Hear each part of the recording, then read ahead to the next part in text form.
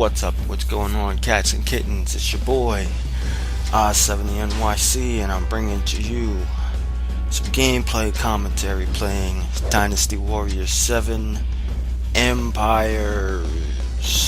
Getting into a little skirmish here before I go headlong into an invasion battle. Actually, I'm using this here skirmish to kind of soften up the territory that I'm looking for.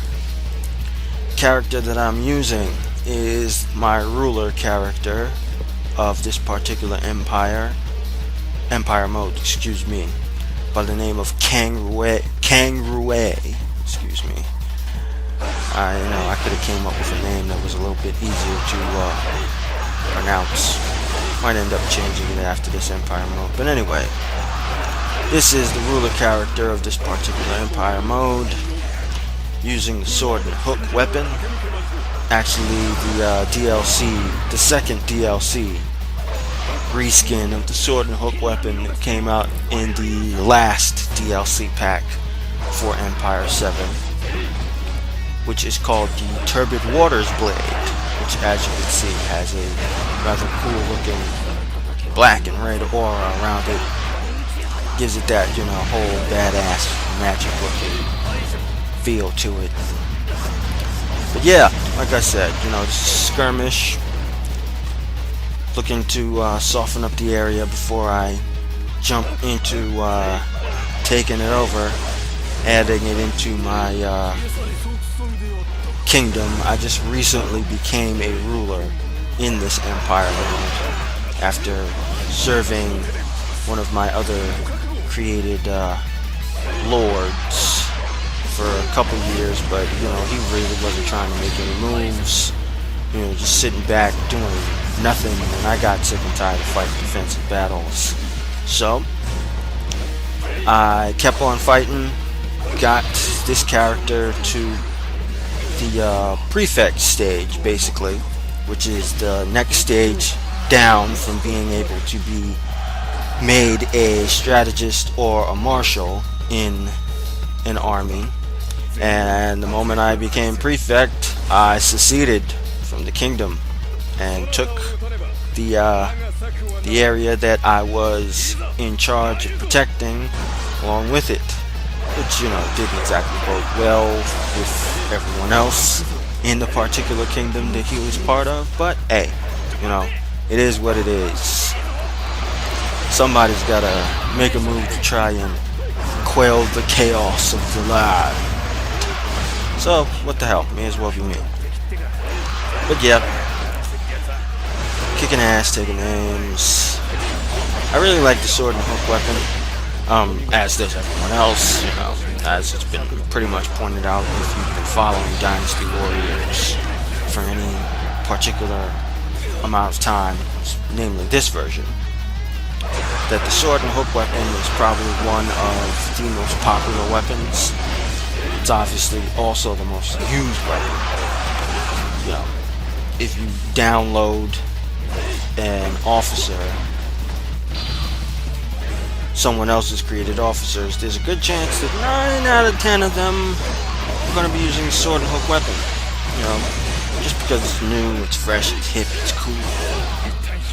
But I've actually found that the offensive capabilities of the sword and hook weapon far out exceed the coolness of the weapon. It's actually a very, very effective weapon.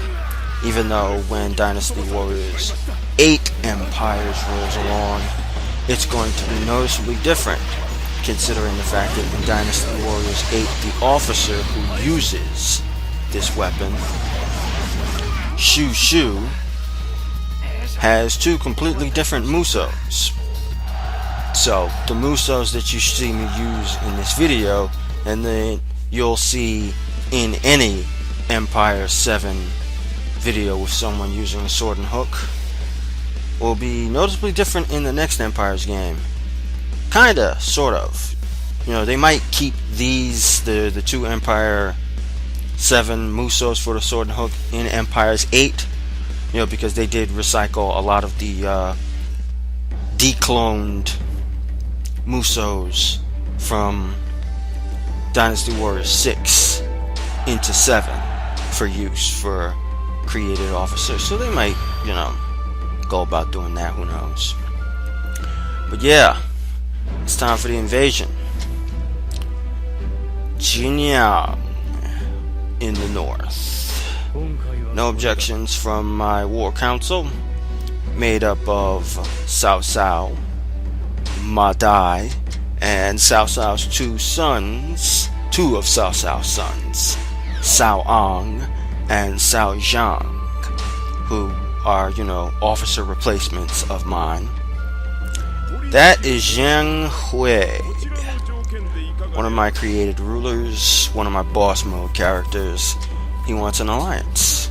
Right about now, considering it's early on in my career as being ruler, and I only have 2 fiefs, 2 provinces, it would be in my best interest. Actually, no, I only have 1 province. Excuse me. I only have Luoyang at the present moment. My bad. But yeah, I only got Luoyang, so it would be in my best interest to garner the favor of the larger forces of the land to keep them off of my ass up until I can secure enough real estate in the north, which is my plan. And they're busy fighting themselves, so they're not worried about me. So that means that gives me good enough time to get the job done, get in Jinyang, and expand my territory. I am going to bring to the dance Fen Chun Chun, another of my created officers. Same thing with Xiao Huang. Who else? Cao Ang, Hu Che Ma Dai. Who else? Yeah, we'll take Yi Wu and Yan Nuo. Yes. That's my setup. And we're off into battle. And I have a decided advantage in this one. Yeah, we're gonna switch this up. What am I gonna use? Do I have Grand March? Yes, I do. Make it happen. Grand March, and instead of volley, I think I'm going to go. Yeah, no, I'm gonna stick with volley. No, I'm not gonna stick with volley. Let's see. Do I have fire arrows? Yes, I do. Fire arrows it is. That's what we're rolling with, baby. Yeah. So I got my settings. Let's get to fighting, shall we? Find some music to fight to. Yes, we have the advantage. That is an understatement. Let's get it. First, I'm going to set up my bases, my treasure base, and my supply base, because I am playing on hard. So, it might get hot and heavy, and I might need to retreat to my supply base to replenish my health if I get caught in a jam. It's always nice to have that supply base to fall back on. I usually try to put it somewhere in the middle of the map, so that in a pinch, if I need to retreat from out of enemy territory, all I have to do is head back to the middle of the map to my supply base, replenish my health, get back into the fight. I see a lot of people, they'll put their bases pretty much in the first base that they take, which isn't necessarily very strategic. It's called a stratagem. You have to use them strategically, and I find that the best strategic place to have your supply base is in the middle of the map. Zhang Fei, sorry to have to do this to you, buddy. We were actually I was working up really good rapport with Zhang Fei before I seceded. I fought a couple battles alongside of him. We had a high friendship rating. I think it was B actually before I seceded. I wanted to try and get it to A, but it didn't happen. I had to make my move, and had to do so before the Jinyang kingdom, which is the kingdom of my main force, the Shen family, and the kingdom of Zhang Hui. You know, they were both barreling in. They were both about to pour down into Luoyang. And I knew that if I allowed them to take Luoyang, I was never going to be able to take Luoyang back while under the Ji kingdom, which was the kingdom that I was playing with, the kingdom that I had joined, another one of my created kingdoms. So it was a matter of strategy. You know, I had to take Luoyang in order to ensure that I could have Luoyang in my kingdom. Because if I'd have waited, then Zhang Hui or Shen Yuan would have taken Luoyang, and it would have taken me substantially longer to take it back.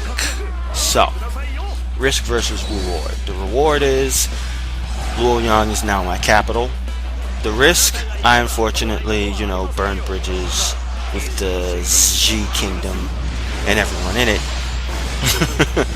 Among some of the people that were in the Ji kingdom, as you see, were Zhao Yuan, Zhang Fei, and I actually left Guan Yu in the Ji kingdom. I actually had an A friendship rating with Guan Yu, but I was unable to make him one of my sworn brothers. My other sworn brother at the present moment is Cao Cao. The plan was to make them, Cao Cao and Guan Yu, my sworn brothers, and basically we take Luoyang. But the forces from the east and the west in Zhang Hui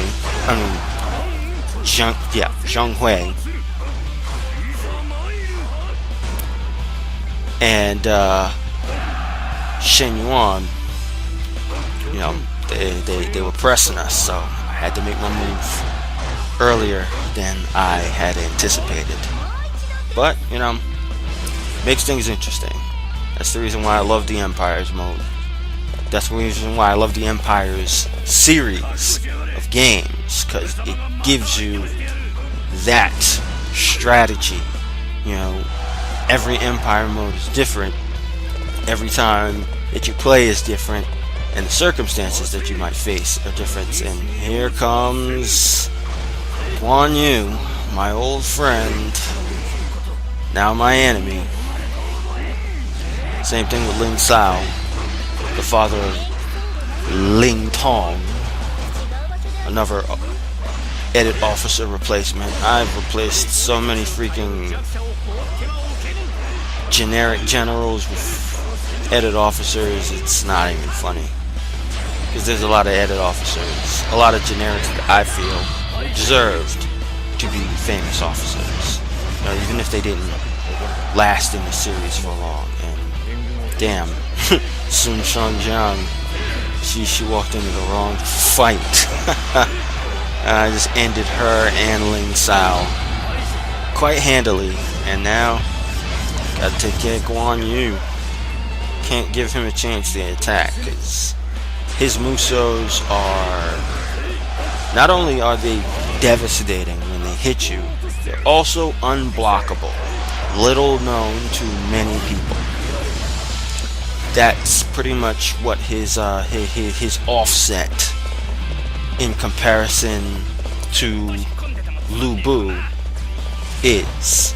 Lu Bu, you know, he's ridiculously powerful. His attacks, his EX and everything like that. But Lu Bu, his Musos are blockable. Granted, you have to be in position to block them, because they carry cover, a ridiculous amount of range, but they're blockable. The offset with Guan Yu is the fact that statistically he's pretty much second strongest of all of the famous officers, but not quite as strong as Lu Bu as far as his standard attacks and his EX and everything like that. The trade-off is neither one of his Musos can be blocked. If you are caught in the blast radius, you're pretty much screwed. And I was outnumbered, so time to pop them fire arrows, even though it's in my own base. Typically I like to save this for when I run into the enemy base, because if you use the fire arrows inside of an enemy base, it sets the enemy base on fire, lowering the health of the troops inside and making it easier to take the base. As well as, you know, obviously everyone's getting pelted with arrows, so makes killing everyone easier also. But we'll take what we can get. Give me this.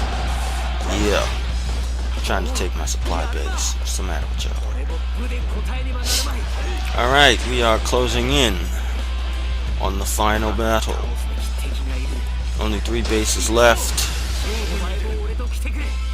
Let's send out the dog, shall we?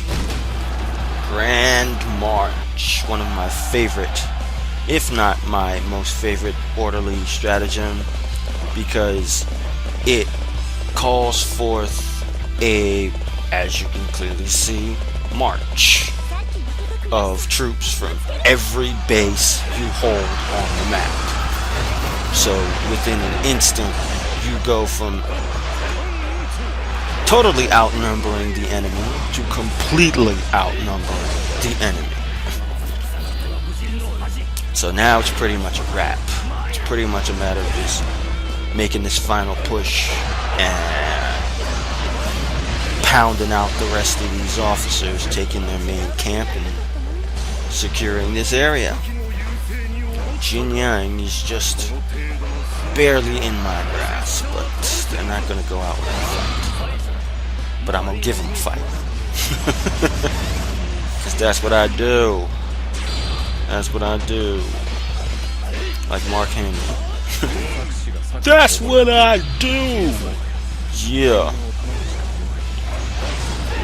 Sao Ong is in trouble. Lovely. I got my own problems at the present moment. 3-on-1. I'm not liking these odds. Bang! Ow! See, fortunately, I was not all that close. If I was in closer to that Muso that Guan Yu would have just popped, I'd be, I wouldn't be dead, but I'd be hurting right now. I'd definitely be in the yellow. Probably in the red. No, I knocked him out. Knocked him too far, excuse me. I tried to catch him. Alright, I gotta get rid of him. I'm getting hit by his arrows. He just called in a volley.